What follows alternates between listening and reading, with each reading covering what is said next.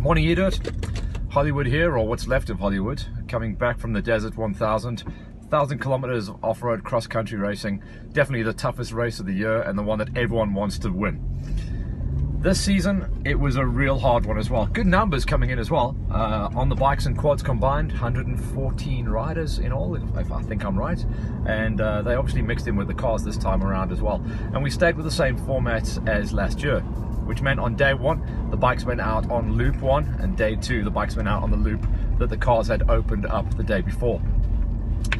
The way it ran was, day one was pretty much the superhighway, as I was calling it the whole way through live commentary. Very wide open, flat out, extremely long straights, and hard on the bikes and hard on the riders for sure.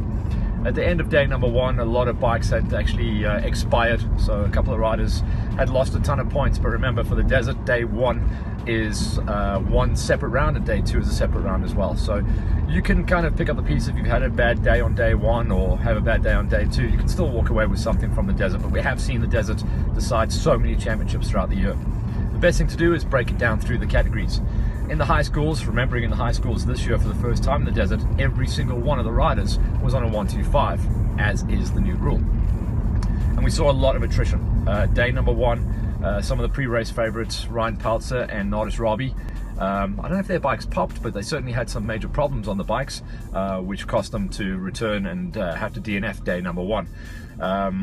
That meant that there was going to be some new blood coming forward. It wasn't a win for Stormful Yoon. He had a good ride, but it wasn't a win. You know, he's coming off his big first national win down in Cape Town just a couple of weeks back. It was Frans Kok riding out of Mahoney Racing. So it's the first national win Mahoney Racing has seen coming out of their junior development team. So well done to Frans Kok. Very strong ride. On day number two, Frans Kok didn't quite win it. Peltzer got onto his motocross spec bike and did a good enough job to walk away with his win in the Desert. So he keeps kind of like in the championship hunt, but losing that one day in the Desert is definitely going to hurt Peltzer. Frans Kok all of a sudden becomes a massive player in the championship, coming off a win in the second place in the Desert. Stormful Yoon bagged some good points on day one, and the bike let go on day number two. So that's going to be a little bit of a gnarly one and a hard pill to swallow for Storm, because he's in really, really good form. Nardis Robbie, same story for him. No score on day one, and not a great ride. Didn't really gel with his spare bike on day number two. So that was the story of the 125ers. In the OR3s, great story. Let's get straight to it. Jared Coetzee back on point, walks away with his first national win in God knows how long. He's had two and a half just horror show seasons, blowing his knees to pieces, getting great support from the factory KTM guys. They didn't let him go, and it was a good call as well. You know, he's been there or thereabouts the beginning part of the season, but all of his training has been focused towards the Desert.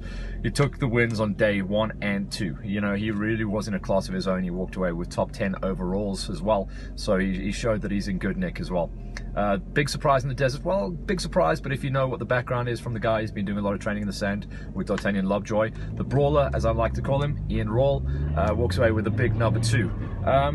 It was not a surprise to see him run those numbers. I think in the past I've seen him run good in the Desert before, but he just needed to have one of those good rides and good times. He was in a dice the whole way through the weekend with Stefan van Deventer, and Van Deventer is going to be in with a really good shout. He brought home like third places the whole way through the weekend. That's going to be good for his championship, and the championship now changes coming out of the Desert. You know, it's been Bradley Cox came off a 1 and a 4 at the opening two rounds. He didn't make the box both days of the Desert, so he's going to start sliding down the championship. Rawle, Van Deventer, and of course Jared Coetzee will start looking at locking out the podiums in the OR3s. OR2s, everyone was watching Taki to see what he could do. He got it done. You know, he's coming off a very consistent start to his pro career after getting signed up by the factory Husky boys. He takes a number 2 at round 1, number 2 at round number 2. In the Desert on day number 1, he hammered the nail. He got his win.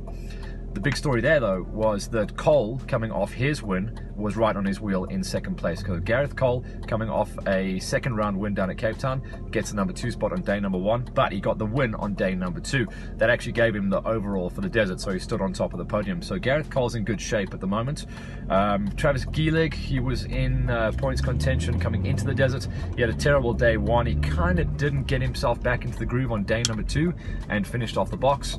The big story for the box as far as that goes, 3rd place in Cape Town and 3rd place overall coming out the desert for Wynand Delport. So Wynand Delport in good shape coming in from the Tracks KTM squad. So he's now going to start challenging for the championship. Taki stays in points championship lead. He's extending out front. The man that's going to start closing him down, though, will be Cole and Delport. Mahoney had a problem on his bike coming back from the crash that he had down in Cape Town.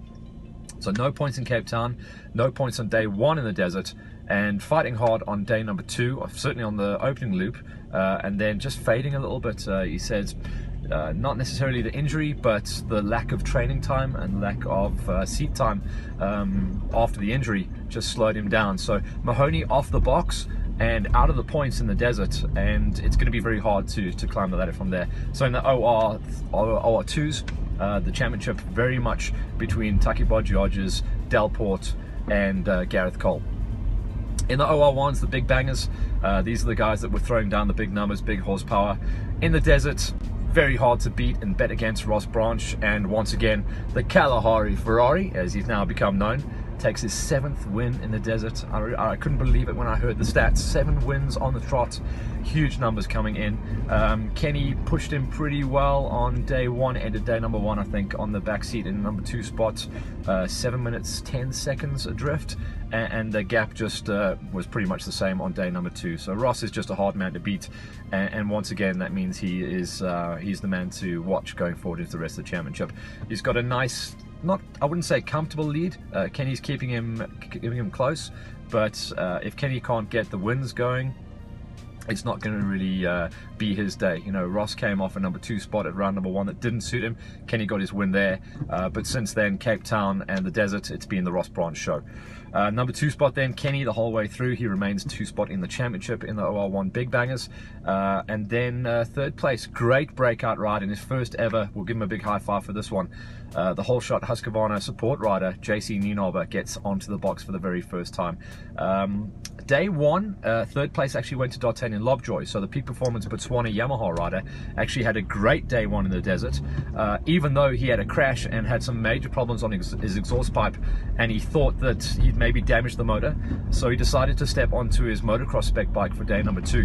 He was inside of a top 3 early on. He went a little bit wrong. He actually, and it's one of these ones where the punishment doesn't fit the crime. I had a long talk with him. He was very sad. Just lost too much time getting lost early on, and couldn't fight his way back. So in the early running on day 2, Dart was, I think, top 3, challenging for 2nd place, like right there with Kenny, and finished outside the top 10 overall. So he lost a ton of points on day 2, but hopefully day 1 gave him the confidence to know that he is going to be able to challenge. But JC comes off the desert with a 3rd place overall, and that should see him move up into 3rd place overall for the championship points going into round number 4 in Swaziland. In the age group categories, the Masters, let's start with these guys. The season so far has been the Peter Hall show. He's on the big Bert Smith Racing 500 KTM. He's a big guy too as well, so he needs it. Strong all the way through the season. 2 wins so far at the desert. Went fastest day 1, day 2, and the prologue. So he's slowly inching away from Farmer. Farmer's still the best of the guys to true the chase down. He's got a number 2 spot going. Very, very strong pace the whole way through the season for Farmer. But it is going to be Peter Hall that unfortunately looks like he's not going to put a foot wrong. We're now heading into the second half of the season, and it's the 500 4-stroke versus 300 Blue Smoke. Hall and Farmer, it's the whole show. Seniors, big story. Bolie van Rooyen hasn't had it all his way this season. The factory brother leader tread KTM rider. He's been in a bit of a war so far this season with Wade Blau. Blau coming back and racing on a 250, I think it's a 250 smoker with a little bit of support from Roost KTM, so Big Ron helping the guy out. Remember, Wade Blau's coming off so many seasons of racing in the national pro categories, so now he's an age group rider. At the Desert, I kind of knew he was going to be in trouble with a smaller capacity smoker machine, so Bolly was the man. So Bolly took 2 wins in the Desert, and that will see him now springboard back up the charts, because Blau has been controlling the championship up until this point. At this point though, the Desert turns it around, and it is Bolly that leads things out. Henty Honeycomb having a good run so far in the Seniors Championship, and he also is a rider that runs good at the Desert. Let's talk about the stats though. So it was Bolly, both wins on both days of racing in the Desert. Bruce took I think it was a 4th place and a 2nd place. So he actually stood on the box with 3rd place championship points. So that's good for Bruce Viljoen. Big Bruce as we call him, good buddy of mine. He's had a nightmare of the season, had a head-on collision at the opening round, no points on the plate down at Cape Town. Wrong bike, he had the 300, that blew up. So these are the first points on the plate for him. It's going to be a question mark whether Bruce turns up for the rest of the season, because it's going to be a big ask to try and climb the ladder for the championship from this point and head to Swaziland. But those were the age group categories, bringing us some sensational riding and results. On the quads, big story is that Ati Simon, who often comes so good in the Desert, he was doing a great job until his gearbox literally exploded. I went and checked out the big bike, and underneath the engine you can literally identify all the gears. They've dropped out the bottom completely. So just ask too much of the bike in the Desert, and the Desert is just comes back and bites you. So it was the first ever national win for Paul dos Santos. So the DeSanti waving the flag high for the quad guys, as well as the factory racing and for the nation of Portugal. These guys did an incredible job to get the job done. I'm really impressed with them. You know, Desert for the quad guys seems to be, if you can finish it, you can win it. Ati's he showed us what you can do in the past, and Paul dos Santos, well done. Nice to see a good man coming good there as well. So he's going to be happy to go forward with the rest of his national championship and probably the GXCC series on the back of that. 2nd place, and the man that's been really trying to find his form all season, Rian Dick, comes off the EMD QCon Basefit squad. He gets onto the box in 2 spot, and if I'm right, I think he got a podium last year as well at Desert, so he's one of those Desert rats. And 3rd place makes some noise for Nali Kali Buerta, first of the ladies, but 3rd place overall in quads at the Desert. So Nali, great job there, nice work, and the first time, I think, and Ross is probably going to be able to confirm this for me, Russ man, first time ever 3rd place lady overall quad on a national podium. We'll check out the stats, but well done to Kali for getting the job done. Lots of riders retired, lots of bikes busted out. It was very much a Desert of attrition, but as always, the Desert will give us an idea now of what the championship is going to look like going forward into Swaziland. Swaziland is next on the list. I think it's the 21st of July, so pretty much a month away. We're going to be going up to Swaziland. I have got the golden phone call, so hopefully I'll be seeing you guys up there to see what we can do about racing in Swaziland. Pigs Peak, classic race venue. It's going to be really exciting to see that. What else is coming around the bend? Of course, the next round of the Africa Off-Road Championship Series. That's coming up on this coming weekend. 2 weeks time, the 7th of July. Most of the guys are taking a break, and it's the format that we've run for the last couple of seasons. You come back from the Desert, you take a week off. Thank goodness, because everyone's absolutely toasted. The bikes are finished. Everyone has to do a big rebuild. So 2 weeks time gets busy. So 2 weeks time, it's going to be the next round of the national mixed with the regional motocross championship. That's at Terratopia. That's on the 7th, so that's in 2 weeks time. Same weekend, next round of the Africa Off-Road Championship Series. That is going to be the Veldsport 200. Then we've got, of course, this coming weekend there's Impy as well. So for the rock hoppers, most of the guys didn't go to the Desert, so they're going to be fresh. So Impy comes up this weekend. And then the 7th is motocross, Veldsport. And then the weekend after that, it's GXCCs. So finally, we go GXCC racing once again, and that is going to be at Lahau. So that's the other side of Bronkhorstspruit. And then straight after the GXCCs, the guys have to wash their bikes, pack their bags, and go up to Swaziland. So very, very, very busy July. Very exciting July as well. But coming out of the Desert, the mechanics, all the riders, and all the moms and dads are going to be spending a fair bit of money trying to put their riders and bikes back together.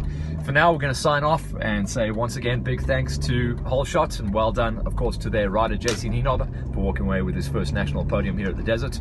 A big thanks to Polysport, and we'll be talking to Ryan about some new products coming around the bend pretty soon, and of course to Beta and we'll see if their rider can do anything about taking the win at the Impy. For now, I'll sign off.